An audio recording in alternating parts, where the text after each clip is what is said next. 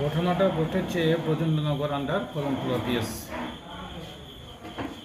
Quantity হলো 5502টা ইয়াবা tablet.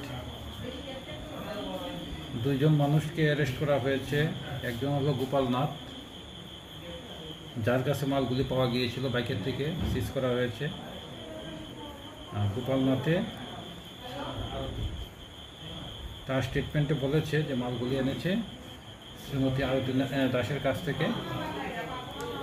আরতি দাসকেও arrest করা হয়েছে। ওদের বাড়ি কোথায়? সবাই বাড়ি ব্রজেন্দ্রনগর। কত টাকা, মানে এক একটা ট্যাবলেট প্রায় 500 টাকার মতো বিক্রি হয়।